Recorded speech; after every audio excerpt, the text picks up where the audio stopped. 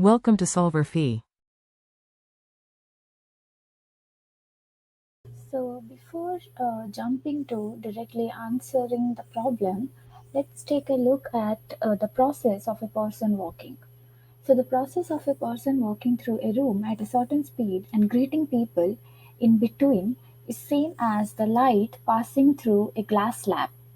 So, when light passes through a glass slab, it also interacts with the glass molecules, and consequently, the average speed of light decreases.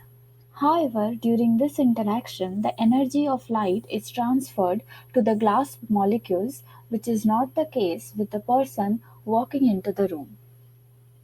Now, having said that, let's find the similarities and dissimilarities between the models. So, the proposed model is very similar to the transmission of light model because in that in both of these models, in every interaction, there is a delay which lowers the average speed, as I said before, because the person keeps on interacting with other people in the room, and similarly, light also, as it passes through the glass slab, it interacts with other glass molecules and its speed decreases through the process.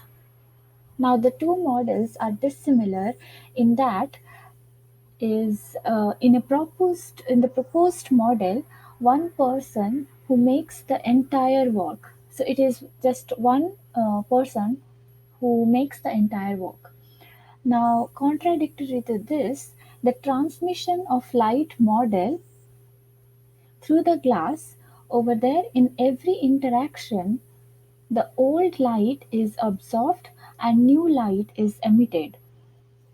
So we are talking about different things over here, different lights, or similarly, if the proposed model would have involved different people, then the case would have been different.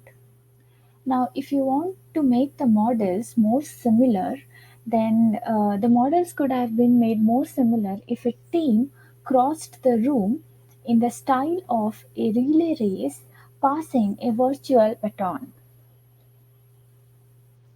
Thanks for watching. I'll see you next time.